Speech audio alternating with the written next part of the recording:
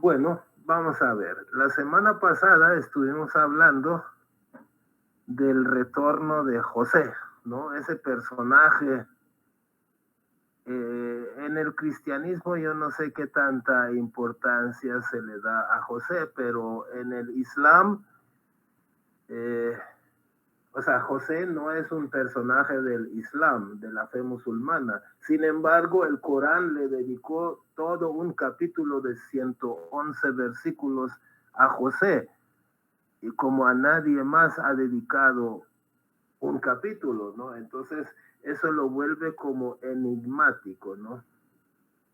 Entonces, vamos a ver, voy a poner un ratito de información de contacto por si alguien está viendo el video en YouTube y desea contactar a la comunidad Bahá'í. Esto solo es válido aquí en El Salvador. Entonces, vamos a comenzar. Dice el Bab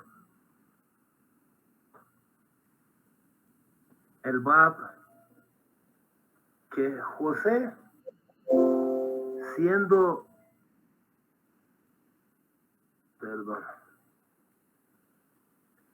que José, siendo el hermano menor, creo que era el penúltimo, ¿no? Los últimos hermanos eran José y Benjamín, que eran de otra mamá, Raquel. A pesar de ser el menor, fue el escogido por Dios, ¿no? Como profeta, como hombre divino, ¿no? Entonces sus hermanos mayores no aceptaban este hecho, no lo asimilaron, ¿no? ¿Por qué él y por qué nosotros no? Desde el momento en que tú cuestionas algo que hizo Dios, es porque eres malo, ¿no? Pero pues ellos lo hacían, ¿no? Lo hicieron. Precisamente por eso Dios escogió a José, porque José no era así, ¿no? José era divino. Entonces, este hecho de que el hermano menor es el que es escogido por sobre el hermano mayor, también el Bab lo aplica a él mismo. El Bab, ¿no? Siendo joven, muy joven, 25 años tenía cuando declaró su misión, pero desde antes tenía muchas actividades, ¿no? De gente grande, ¿no? De gente mucho mayor. Entonces, siendo un joven, no solo joven, sino el Bab fue un joven, pero sin estudios religiosos, es decir, era comerciante. Entonces los sacerdotes, los clérigos, lo veían como alguien menor, como alguien inferior, ¿no? Entonces decían, ¿por qué? ¿Por qué él tiene que ser el escogido? ¿No? Bahá'u'lláh también, Bahá'u'lláh no era de la clase de sacerdotes o de la clase religiosa, fue un hijo de ministro, ¿no? El Bab, comerciante, y Bahá'u'lláh, hijo de ministro. Ninguno, los dos eran de clase, ¿no? De clase pudiente, pero ninguno tenía estudios religiosos. Los sacerdotes, los clérigos, eran menores en edad, en estudios religiosos y en rango, al menos formalmente, no ante Dios. Ante la sociedad, ni el Bab ni Bahá'u'lláh, los dos eran menores que los sacerdotes, en edad, en rango y en estudios formales. Ni el Bab ni Bahá'u'lláh, ninguno asistió a escuela para sacar ningún título, ningún estudio religioso. Entonces, los sacerdotes no asimilaron este hecho y los consideran como menores y que están hablando de cosas de mayores y sentían envidia hacia ellos. Entonces, en ese sentido, en ese sentido, se asemeja a la historia de José, ¿no? Que, perdón, el Bab dice que si bien existió un tal José hace más de 3000 años, ¿no? Existió un tal José y su personaje fue real y fue un profeta, fue divino. Eso es cierto, pero dice el Bab que la verdadera razón o el verdadero José del que hablan en el Corán es Baha'u'lláh y también el Bab. O sea, cuando el Corán dedica todo un capítulo a José, no está hablando de José.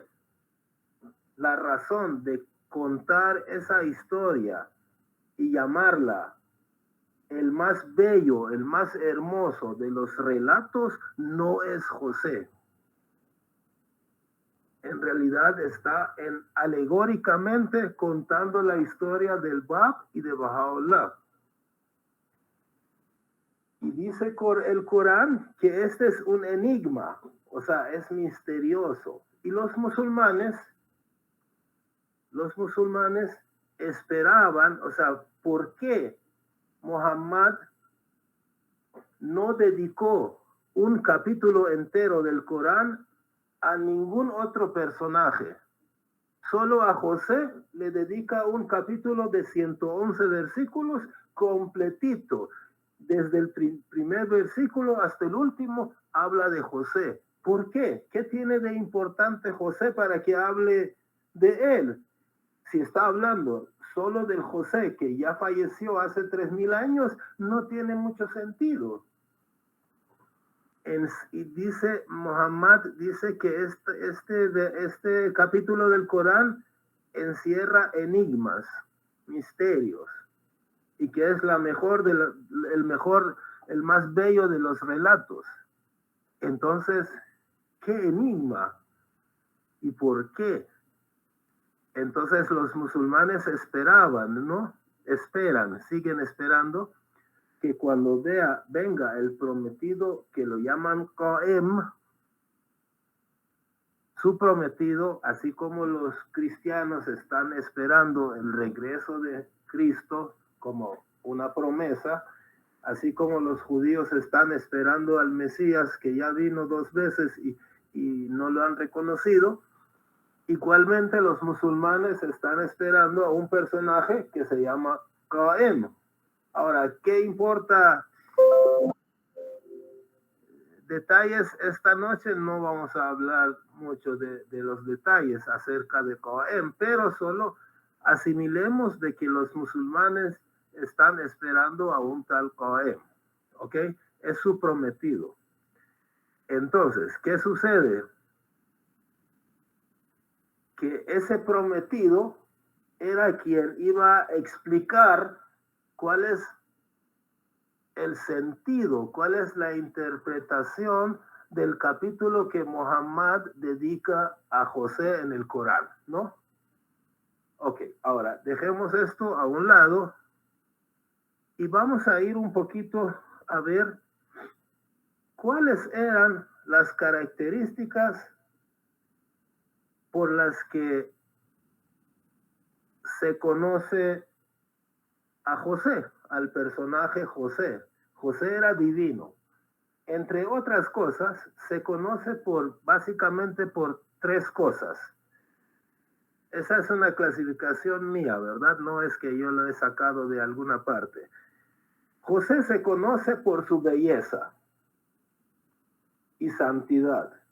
Es decir, José, según la historia bíblica y del Corán, físicamente era divino, era hermoso. Pero espiritualmente también era incorruptible, era santo. Por ejemplo, la esposa, ya vimos la vez pasada, ¿no? que la esposa de Potifar, el oficial egipcio, ¿no? La esposa se llamaba Selicá. No lo pudo seducir, no lo pudo corromper, porque ella quería estar con él, pero él era divino, era santo, ¿no? Era profeta. Entonces él no quiso responder a la señora y por eso se enojaron y lo metieron a la cárcel, ¿no? Por eso lo calumniaron. El punto 2 es que José se caracteriza por exilio, porque de su tierra se fue a Egipto, fue exilado, lo llevaron, ¿no? Y lo vendieron como esclavo. Eso se considera como exilio porque no vivió en su pueblo. Se caracteriza por cárcel porque también estuvo en Egipto, estuvo en cárcel. ¿Pero por qué estuvo en cárcel? Porque la esposa de Potifar lo calumnió, por una calumnia estuvo en la cárcel. Él no era quien quiso estar con la señora es la que quiso estar con él, pero al final hizo ver, como ella tenía más poder, entonces hizo ver como que José era el que quiso estar con ella, y lo acusaron de eso y lo metieron a la cárcel. Pero hay otra cosa relacionado a su encierro. Cuando los hermanos llevan a José al campo, supuestamente para que los acompañe en sus actividades del campo, en el campo, deciden matarlo. Pero después, en lugar de matarlo, deciden abandonarlo en una fosa oscura, en una fosa negra, en un pozo oscuro, ¿no? Ellos lo llaman pozo, pero es un lugar oscuro, bajo tierra. Entonces, estando ahí es interesante, ¿no? Estando ahí, recibe inspiración divina. Y la inspiración divina le promete que va a estar bien. Le dice que no se preocupe, va a estar bien y al final será victorioso. No lo dice en esas palabras, pero le promete que va a salir de ahí, ¿no? Y más adelante va a recordar a sus hermanos y los hermanos no van a recordarlo a él. Entonces, en cierta forma, le está prometiendo victoria final. Eso es interesante, ¿no? Porque ya van a ver que eso también en caso de Bahá'u'lláh hay cosas muy parecidas. Y la tercera cosa por la que se le conoce a José es disimular su esencia hasta el final. Es decir, él al principio tuvo sueños, ¿no? Y tuvo inspiración divina, pero su padre Jacob le dijo, no le digas una palabra a tus hermanos. ¿Por qué? Porque lo iban a matar, ¿no? Lo iban a matar. Sin que les cuente sus sueños, lo iban a matar, no digamos si les hubiera contado, ¿no? Porque ellos le tenían envidia. Entonces él es una característica muy de José, disimular su esencia verdadera hasta el final, que se supo que realmente quién era él y que el sol, la luna y las 11 estrellas llegaron a inclinarse contra él. Entonces vamos a ver estos 3 puntos un poquito de uno en uno, ampliando, ¿no? Cada uno un poco. Entonces estos puntos ambos aplican tanto al Bab como a Bahá'u'lláh. El verdadero José, el divino José es Bahá'u'lláh, pero como el Bab y Bahá'u'lláh son una misma cosa, ¿no? Son cofundadores de la fe Bahá'í. Entonces, todo esto se refiere a ambos, principalmente Bahá'u'lláh, pero se refiere a ambos. Primero, el primer punto número 1. Ambos, tanto el Bab como Bahá'u'lláh, fueron conocidos por su belleza y santidad. Es decir, tanto física como espiritualmente tenían belleza. Baha'u'lláh tiene un montón de títulos, ¿no? Pero dos de sus títulos tienen que ver con esa característica, pero espiritualmente hablando. A Baha'u'lláh mayormente lo llamamos los Bahá'ís la bendita belleza. Es alusión a la belleza espiritual que tiene Baha'u'lláh, en la que se asemeja también a José, ¿no? Al José histórico. Entonces, la bendita belleza es su título más conocido. Los Bahá'ís muchas veces nos referimos a Baha'u'lláh como la bendita belleza. Pero también tiene otro título que es la antigua belleza, que también se usa bastante frecuentemente, pero la bendita belleza es más frecuente. Entonces, este es el punto 1, ¿no? Que tanto el Bab como Baha'u'lláh se les aplica la belleza espiritual, principalmente, ¿no? Porque la belleza de la que habla la Biblia, el Corán, y la fragancia y todo eso, están hablando de cosas alegóricas, no están hablando de cosas físicas. Aunque todos los mensajeros de Dios son hermosos, físicamente no tienen defectos, son bellos, ¿no? O sea, en realidad esto aplica a todos. El punto número 2. Calumnia, cárcel, exilio. Por ejemplo, el Bab cuando inicia su misión en 1844, de ahí hasta 1850, 6 años después que lo martirizaron, casi todo el tiempo pasó en cárcel y en exilio.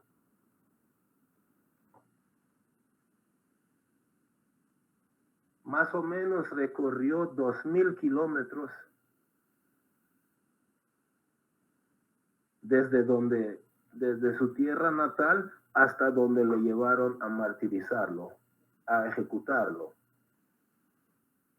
Entonces, el Bab cumple perfectamente esa característica de cárcel y exilio. Y Baha'u'lláh, mucho más. Baha'u'lláh es arrestado en la capital de Irán por calumnia. O sea, a Baha'u'lláh lo calumnian, porque un par de personas dispararon al rey de Persia queriéndolo matar para vengar la ejecución del Bab, y acusan a Baha'u'lláh de haber planeado esto falsamente, porque él no había hecho semejante cosa. Porque si él lo hacía bien. Fueron perdigones que dispararon y no le hizo ni cosquilla al rey de Persia, pero vinieron y echaron la culpa a Baha'u'lláh, lo calumniaron de haber sido él quien planeó el atentado, y no era cierto. Y lo calumnian y lo meten a una fosa negra, a una fosa oscura. Así se llamaba el lugar, Siah Chal, quiere decir fosa negra. Igual que José, ¿no? A José lo calumnian, lo meten a la cárcel, ¿no? Y también en una ocasión sus hermanos lo meten a una fosa negra, a un pozo oscuro, ¿no? Entonces hasta ahí vamos bastante semejanza, ¿no? Con la historia de José y Baha'u'lláh. Y estando en la fosa, en el pozo, José recibe inspiración con promesa de victoria, ¿no? Que todo va a estar bien. Pues Baha'u'lláh también, estando en fosa negra, recibe la visita del Espíritu Santo, que le dice: te haremos victorioso. Es interesante cómo se asemeja, ¿no? La historia. No es que la persona de José va a regresar. ¿Cuál es el sentido que una persona que ya murió se levante y venga? ¿Acaso Dios no tiene más personal que mandar, no puede mandar a otro nuevo, tiene que volver a recurrir al mismo contador de hace 5,000 años para resolver sus problemas. Entonces, después de ese evento, Baha'u'llah pasa gran parte de su bendita vida en exilio y o en prisión. Hasta que al final, en sus últimos años de vida, se libera de la prisión. Y no de exilio, ¿no? Ahí donde estaba en exilio, se libera de la prisión. Igual que José, ¿no? Igual que José, porque José se liberó de la prisión al final, pero allá en Egipto, ¿no? Ya no regresó a su tierra. Igual Baha'u'llah se liberó de la prisión, pero se quedó allá, ¿no? Ya no regresó. Eso era el punto 2. Ahora veamos el punto 3. Disimulo. José y su padre, que sabía eso, disimularon, ¿no? La verdadera esencia de José hasta que al final, ¿no? Al final, llegaron a reconocerlo sus hermanos, su madre, todos. Al final se conoció quién era él.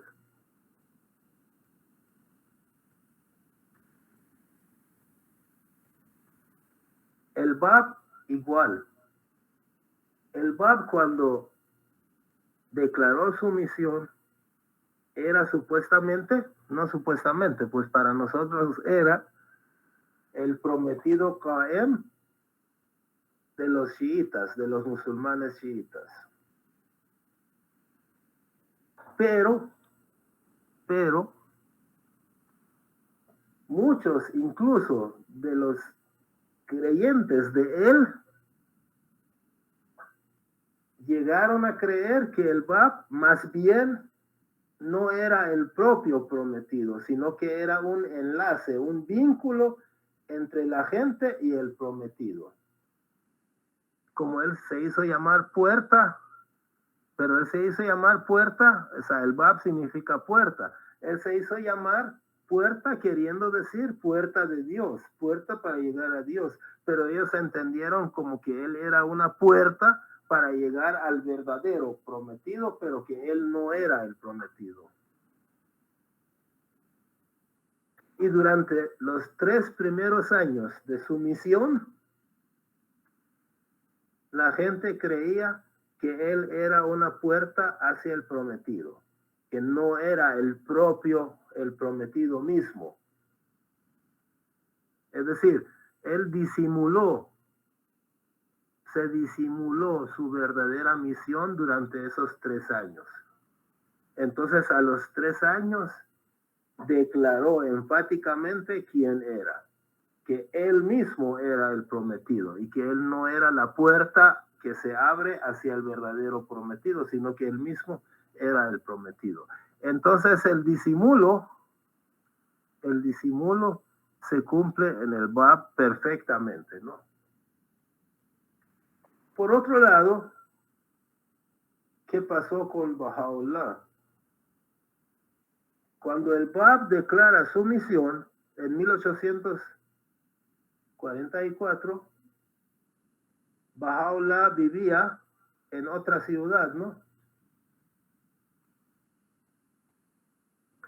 Entonces Baha'u'llah, siendo un personaje destinado a ser el siguiente después del Bab, disimuló su esencia, disimuló su verdadero papel. O sea, aunque Baha'u'llah era muy activo, pero él aparecía como un seguidor del Bab, no aparecía como otro mensajero de Dios. Lo disimularon.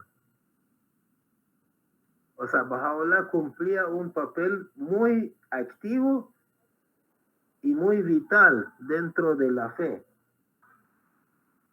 pero disimularon su verdadera esencia, su verdadero rango, su verdadera posición. Hasta 1863, 19 años después, cuando Baha'u'lláh públicamente declaró su misión y dijo a la gente quién era él. Mientras tanto, se disimuló. ¿Pero por qué? Para su protección. Porque si algún enemigo se enteraba de que él va a ser el siguiente que proclame ser mensajero de Dios, le hubieran hecho algo, ¿no? Algún atentado, algún daño le hubieran hecho. Entonces lo disimuló. Increíble, ¿no? Increíble esa historia. ¿Hay algún comentario hasta el momento?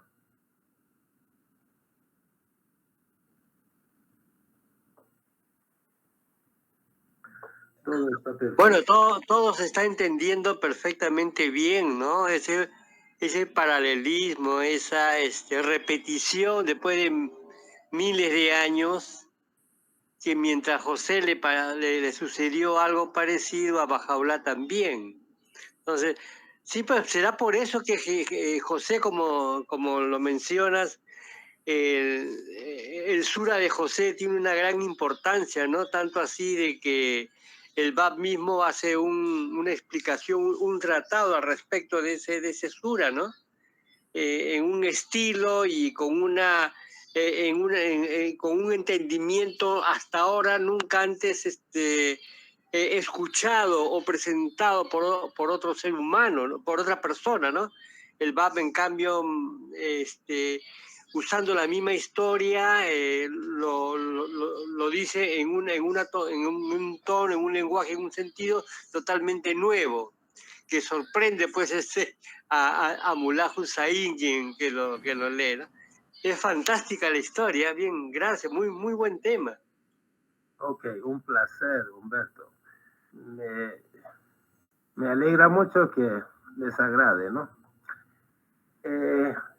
Ahora, a eso vamos a comentar, eso es lo que Humberto está diciendo dentro de un rato. Pero antes, Baha'u'lláh tiene un libro que lo escribió en defensa del Bab y lo orientó, lo dirigió hacia un tío del Bab que no creía en él. Entonces Baha'u'lláh le escribió un libro que se llama Kitab-e-Iqan, que significa el libro de la certeza, traducido al español.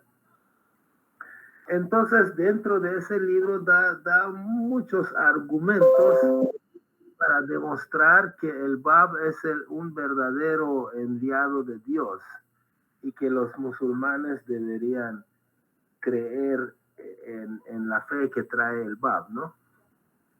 Y un tío del Bab, pues le costaba creer que su sobrinito puede ser un mensajero de Dios. Entonces hace algunas preguntas y Baha'u'lláh le contesta. Ahora, no vamos a ampliar mucho esto. Yo a lo que voy es que dentro de ese libro, como está orientado no a los cristianos, sino a los musulmanes, Baha'u'lláh cita una tradición islámica.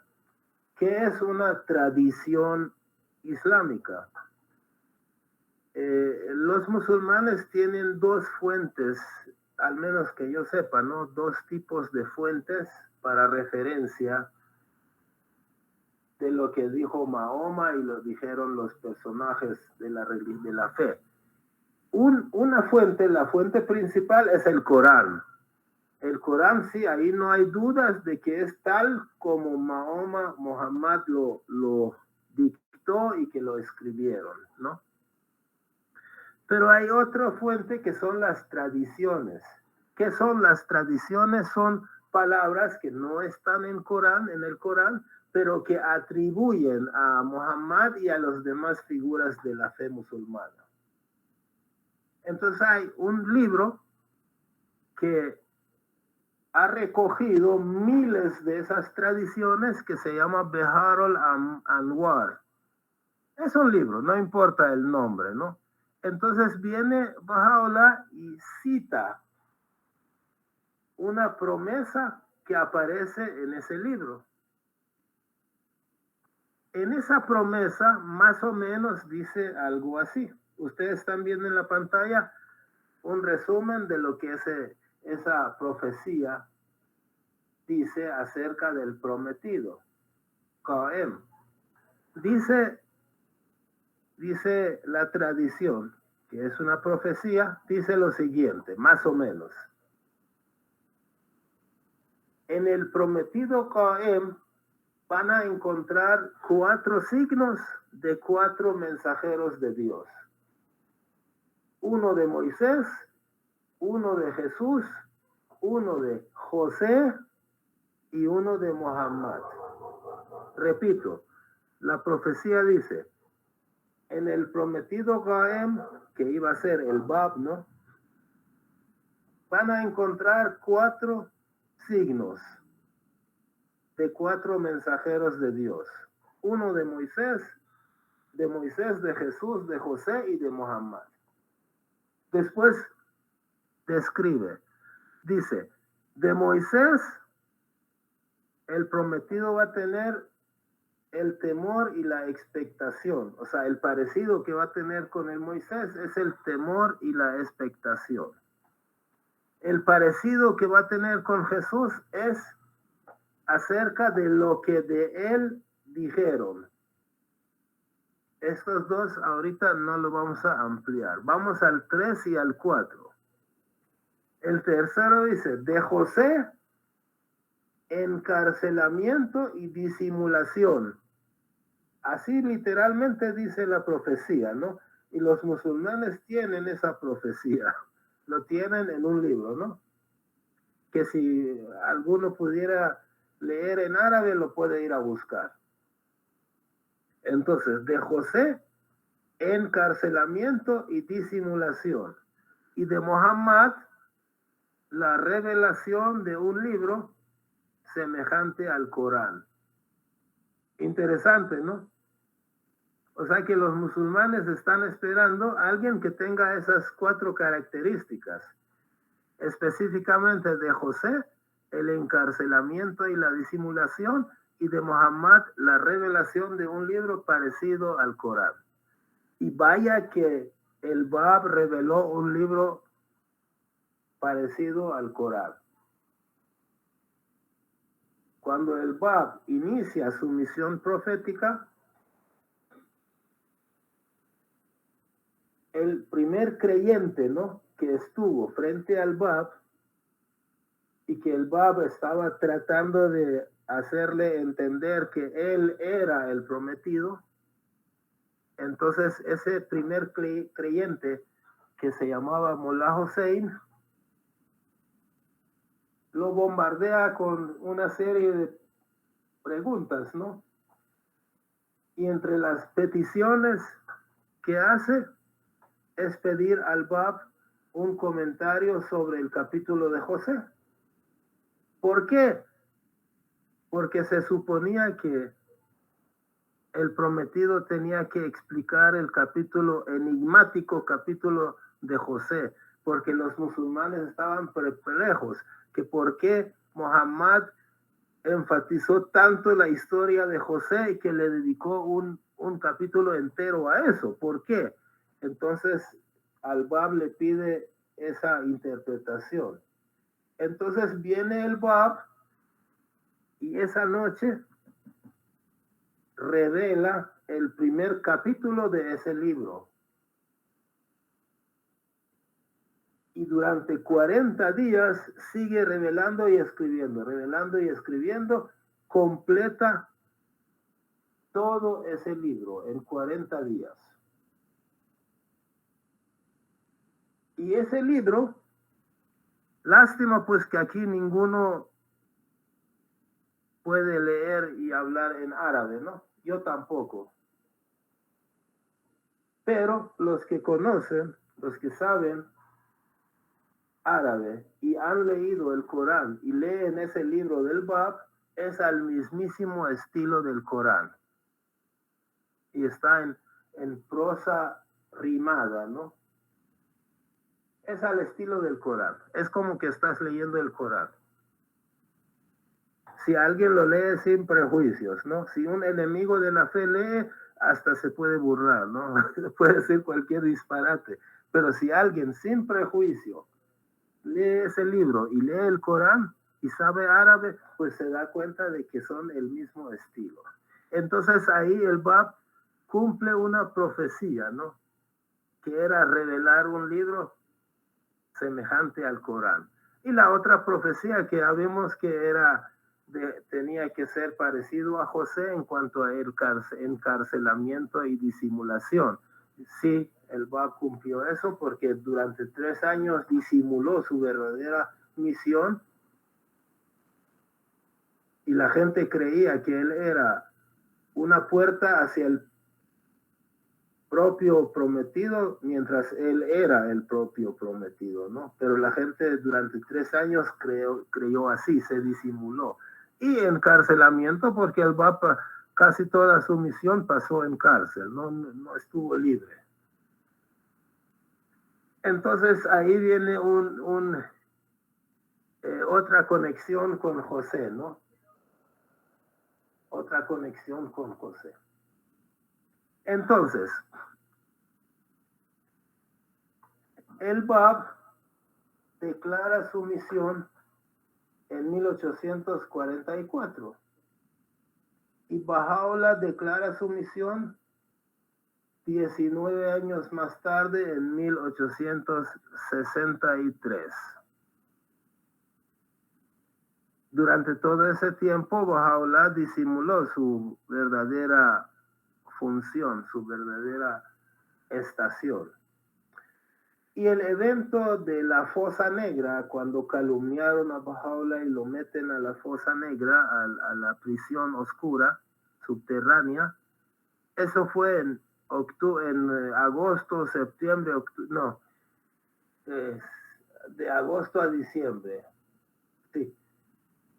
Mediados de agosto hasta septiembre, octubre, noviembre, diciembre. 4 meses estuvo en esa Fosa Negra. Y eso fue en 1852, a finales del año. Ahora, sabiendo esto, el Bab y Baha'u'lláh en vida terrenal no se vieron cara a cara, nunca. O sea, nunca coincidieron en un mismo lugar. El Bab estaba al sur de Persia, Baha'u'lláh estaba al norte. Cuando el Bab declara su misión en 1844, Baha'u'lláh se declara como un creyente del Bab, disimulando su verdadera esencia, su verdadera estación, hasta mucho después, ¿no? Pero cuando el Bab declara su misión, manda un regalo a Baha'u'lláh con parte de sus escritos, con un pergamino con sus escritos. Se lo manda de trofeo, de regalo a Baha'u'lláh a través de uno de sus discípulos más confiables. Entonces, cuenta la persona que fue a entregar eso a Baha'u'lláh, lo hicieron pasar, ¿no? Y Baha'u'lláh estaba ahí con su hermano y otras personas. Y cuando Baha'u'lláh lee los escritos del Bab, adivinen cómo reacciona. Vamos a pedir a Guillermo si esa es la reacción de Baha'u'lláh ante los escritos del Bab. Quien quiera cree en el Corán y reconoce su origen divino y sin embargo vacila, aunque sea por un instante, en admitir que estas palabras conmovedoras poseen el mismo poder regenerador. Sin lugar a dudas, se ha equivocado en su juicio y se encuentra perdido, lejos del sendero de la justicia. Baha'u'lláh.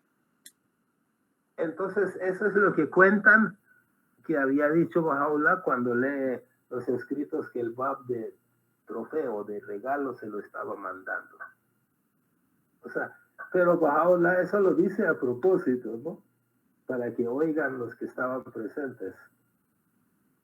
Está diciendo, ve, aquí vino el prometido y está revelando cosas que son idénticas.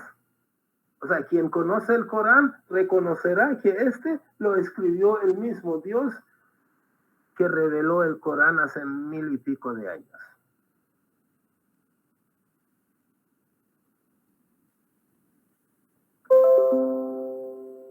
Ok, ahora vamos a ver otro ejemplo de personas, ya no Bahá'u'lláh, sino personas comunes que reconocieron de alguna manera ese estilo de los escritos del Bab y lo relacionaron con escritos divinos. Este señor que están viendo en pantalla, ya contamos en una reunión su historia. A la izquierda está su foto cuando era musulmán, sacerdote, y a la derecha después, ¿no? Cuando ya era una persona normal y se hizo Bahá'í. Este señor que se llamaba Muhammad Mowahed, bueno, no importa su nombre, ¿no? Él fue de la ciudad donde yo nací, de mi ciudad, pero yo nunca lo conocí, aunque es más o menos siendo mayor que yo, pero sí vivía ahí en Shiraz al mismo tiempo que yo vivía allá.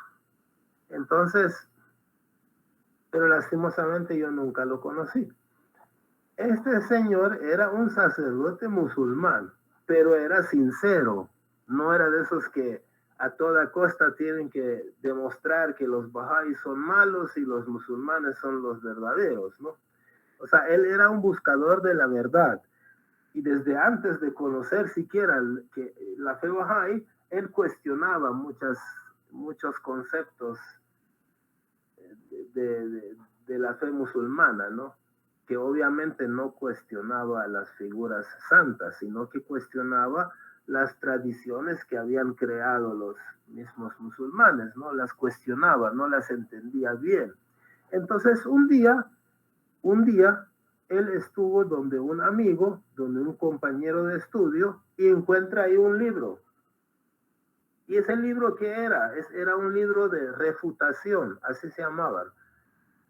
Son libros que escribían los enemigos de la fe Bahá'í para ridiculizar al Bab y a Bahá'u'lláh, así como lo oyen, para ridiculizar la fe Bahá'í, para burlarse y para demostrar que era falsa la fe Bahá'í, según ellos, ¿no? Entonces él dice, préstame el libro, ¿no? Porque era un devorador del libro. Cualquier libro que caía en su mano lo leía. Dice, préstamelo. ¿Qué es esto? Ya le dicen qué era y él abre el libro y aleatoriamente sus ojos caen sobre unas palabras que atribuían al Bab. O sea, ahí decía, el Bab dice tal cosa. Entonces ahí estaban esas palabras. Yo no sé qué palabras habrían sido, pero ahí aparecían esas palabras y las lee. Y cuando lee esas palabras dice, reconoce el estilo del Corán en esas palabras. Dice, el que escribió eso merece que yo lo investigue. La historia es larga, ¿no? Una noche contamos esa historia aquí. Va y busca libros Bahá'ís, lee un montón de obras del Bab, de Bahá'u'lláh, y al final se hizo Bahá'í. Y después de la revolución islámica en 1979, a los primeros que mataron, uno de ellos era este amigo, ¿no? Que fue un mártir. Entonces, pero la anécdota era para que vean cómo un sacerdote musulmán, pero sin prejuicio, leyó solo una frase del Bab y dijo, este merece que yo lo estudie. ¿Qué puede haber qué poder puede haber en un versículo nada más? Y que tú lees y reconoces que quien escribió esto es divino. Después, cuando leyó el libro de la certeza, dijo, este libro es igual o más sagrado que el Corán. Es decir, reconoció, ¿no?, el estilo, la autoridad con que escribe. Interesante, ¿no? Entonces, ahora vamos a ver otra cosa también interesante, ¿no? Para mí es fascinante. La camisa, ¿qué pasó con la camisa de José, no? Porque ustedes saben que en la historia dice, ¿no? Que el padre de José, Jacob, se había vuelto ciego de tanto llorar y sufrir por la ausencia de su hijo.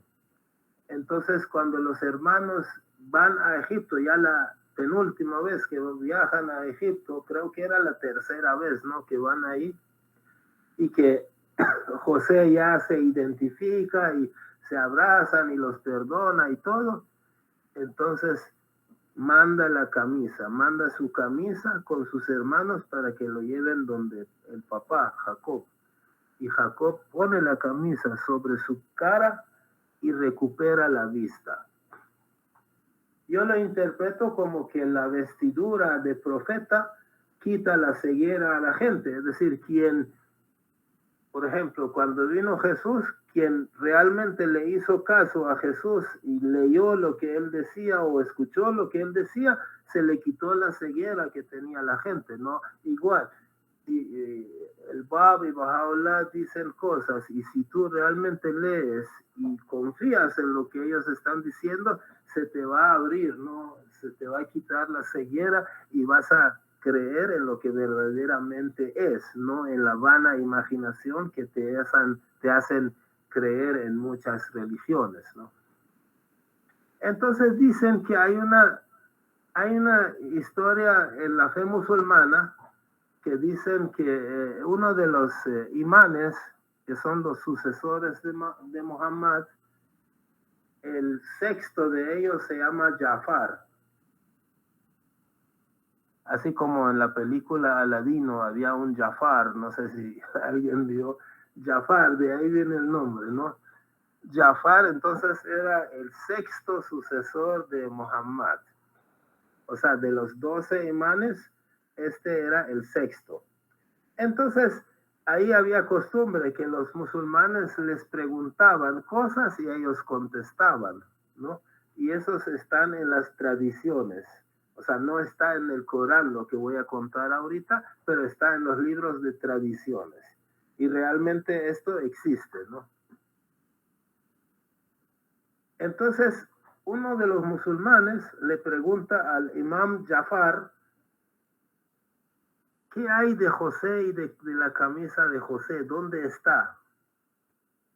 Obviamente es simbólico, pero bueno, él siguió el juego y dijo, ¿de dónde proviene la camisa de José? Ojo, dijo, el imam Jafar dijo, cuando quisieron quemar a Abraham, o sea, antepasado de José, ¿no? Cuando quisieron matar a Abraham, lo echaron al fuego para quemarlo. Entonces el ángel Gabriel le trajo una camisa desde el cielo y lo vistió. Entonces el fuego le fue frío, no lo pudo quemar. Repito, el imam Jafar dijo, es alegórico, ¿no? Pero lo dijo así. Dijo, cuando quisieron quemar a Abraham, el ángel Gabriel le trajo desde el cielo una camisa y se lo vistió. Entonces el fuego no le hizo ni cosquillas, ¿no? No lo quemó. Entonces Abraham guardó esa camisa y antes de morir se lo dio a su hijo Isaac. Isaac se lo dio a Jacob. Jacob era el padre de José, ¿no? Entonces cuando nació José, Jacob lo vistió con esa misma camisa.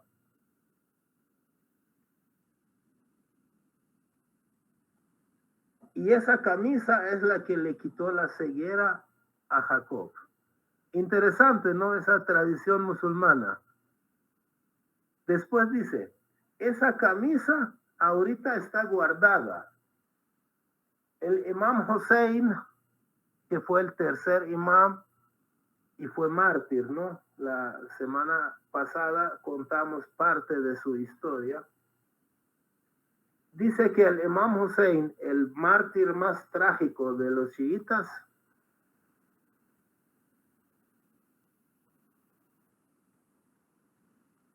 cuando fue martirizado, vistió esa camisa. Entonces aquí el Imam Jafar también está relacionando a Hussein con José, ¿no? Y la vestidura de belleza y santidad que tuvo Hussein, al igual que José. Y la semana pasada contamos que el primer retorno de José era precisamente Imam Hussein. Eso confirma que el Imam Jafar también está hablando de lo mismo, ¿no? Y dice, sigue el Imam Jafar, dice, en el tiempo del fin, o sea, cuando venga el prometido, que para nosotros es el Bab, esa camisa se lo van a entregar al prometido Qaem.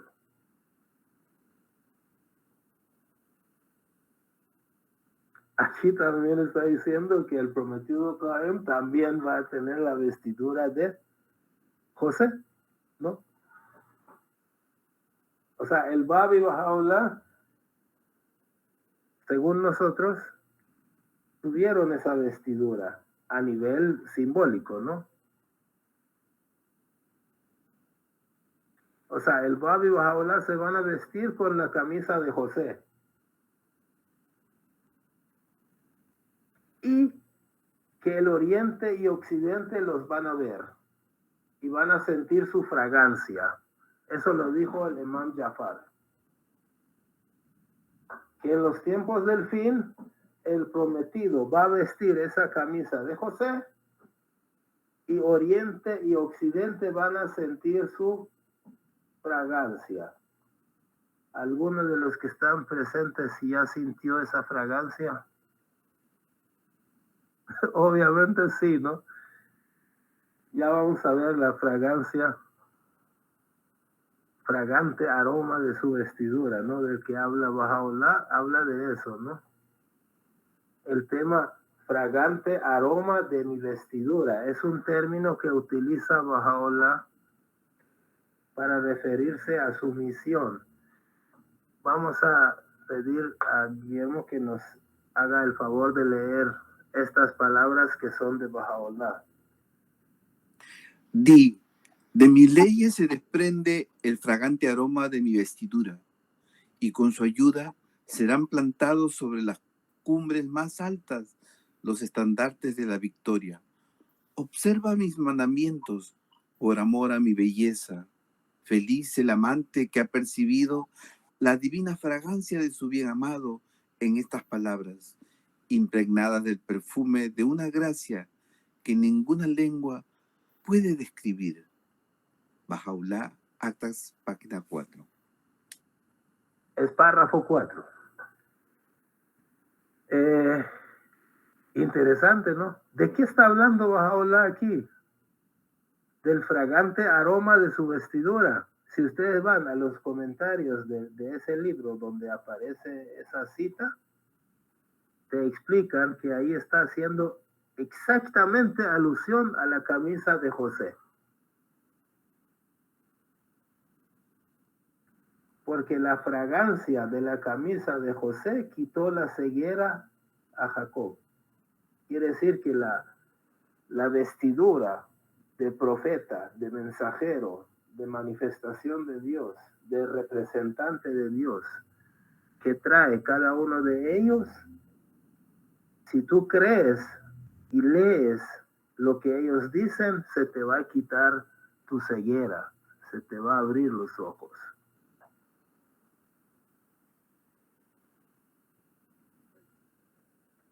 Entonces ahí está hablando de la camisa de José que venía, según el Imam Jafar, venía desde Abraham. Obviamente toda esta historia es simbólica, alegórica, espiritual. Físicamente no hay tal camisa. Es la vestidura, ¿no? Así como ahí tenemos un presidente, pues su vestidura define el rango que tiene él como presidente, ¿no? A eso se refiere.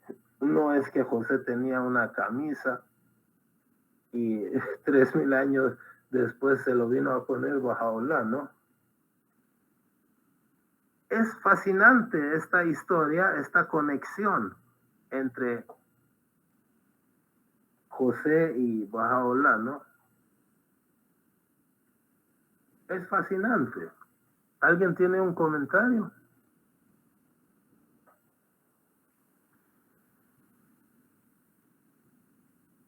Entonces, yo buscando, encontré algunas similitudes y las puse ahí, ¿no? Puede haber otras que yo no puse. Pero si analizamos la historia de José y la historia de Bahá'u'lláh, encontramos que en ambos se habla de belleza. Obviamente esa belleza es simbólica, es espiritual, ¿no? Pero también físicamente lo han poseído, ¿no? Pero en realidad se refiere a belleza espiritual. Bahá'u'lláh José era conocido por su belleza y Bahá'u'lláh es conocido como bendita belleza, antigua belleza, la belleza de Abha, etcétera, ¿no? La santidad. Todos los mensajeros de Dios son santos. Muy especialmente José fue un santo y que no lo pudo corromper, no lo pudo seducir la esposa de Potifar, ¿no? No lo pudieron seducir, por más que coqueteó con él, no lo sedujo, ¿no? Porque era santo. Bahá'u'lláh igual, una persona santa. La vestidura, la camisa.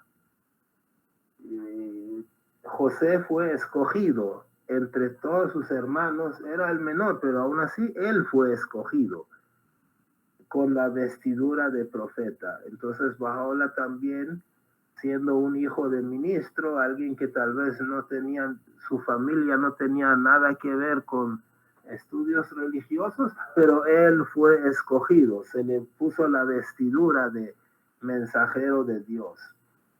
Fragancia que quita la ceguera, ¿no? La fragancia de José, simbólicamente el olor de su camisa le quitó la ceguera a su padre. Igual, por ejemplo, a mí me ha quitado la ceguera Bahá'u'lláh con su fragancia, no con sus enseñanzas. Ya no creo en cosas fantásticas, ¿no? Provocar envidia. José provocó la envidia entre sus hermanos y otros. Bahá'u'lláh provocó envidia con su hermano Mirza Yahya y muchos otros, ¿no? Sus hermanos quisieron matar a José, ¿no? Pero al final se acobardaron y lo fueron a meter a un pozo. El hermano de Bahá'u'lláh 2 veces intentó envenenarlo para matarlo. La segunda vez le hizo tanto daño que el bendito cuerpo de Bahá'u'lláh lo resintió hasta el último día de su vida. Sus manos estaban temblorosas como efecto de ese envenenamiento. El trueque. A José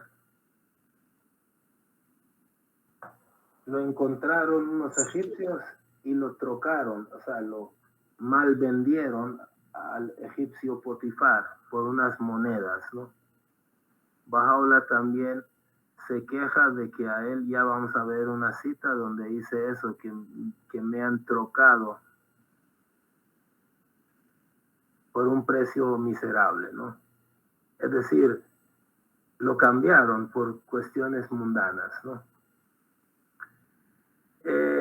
José era el hermano menor y sin embargo escogido, pues Bahá'u'lláh no tenía ningún rango religioso. Entonces, en ese sentido podemos considerar que pues era considerado como menor que tantos sacerdotes mayores y de mayor rango que existían en ese tiempo. La disimulación. José es conocido por disimular su verdadera naturaleza ante sus hermanos hasta el final, ¿no? Que lo llegaron a arrodillarse ante él. Igual Baha'u'lláh durante 19 años figuró como un creyente del Bab. Sin embargo, disimuló, ¿no?, que él iba a ser la siguiente manifestación de Dios, hasta que al final, en 1863, declaró lo que realmente era. Calumnia.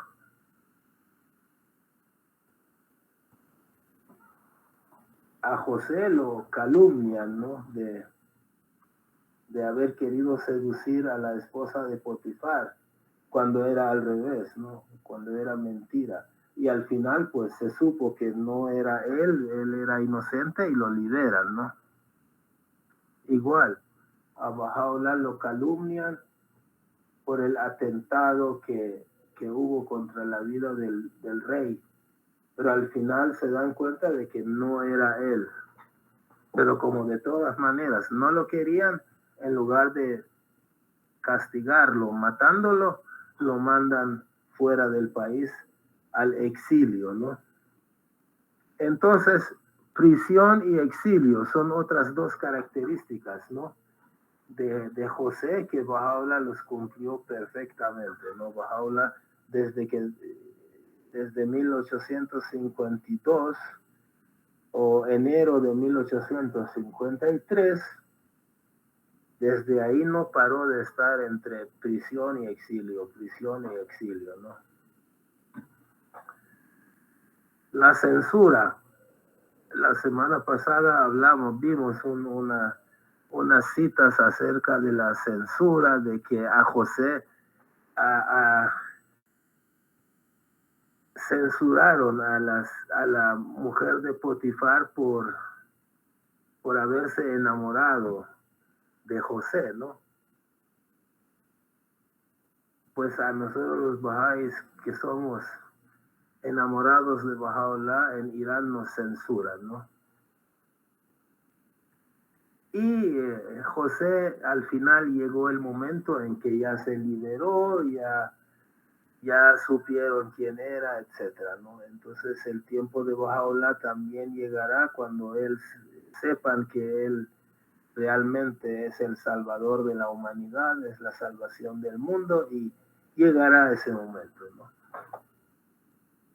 Entonces vamos a leer unas últimas palabras de Baha'u'lláh.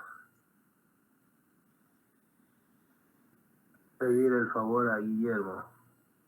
Di, oh pueblo, que polvo llene vuestras bocas y cenizas cieguen vuestros ojos, por haber trocado al divino José al más miserable precio. Oh, qué miseria descansa sobre vosotros, que os habéis desviado tan lejos. ¿Habéis imaginado en vuestros corazones que tenéis el poder para aventajarle a él y a su causa? Lejos estáis de ello. Así lo atestigua él mismo, el omnipotente, el exaltadísimo, el más grande, Baha'u'lláh. Entonces aquí como que está amonestando al pueblo musulmán, ¿no? Que los regaña, ¿no? Los reprende por haber cambiado, por haber trocado. Trocar es cuando no te dan dinero, sino que cambian una cosa por otra, ¿no? Es un término antiguo, como hacer trueque. Por haber trocado al divino José, que es Baha'u'lláh, con un precio miserable, ¿no? O sea, por la soberanía mundana, por el bienestar mundano. Esto es más o menos lo que yo tenía preparado. Espero que, pues, haya sido suficientemente interesante. Ahora vamos a ver si los amigos tienen comentarios.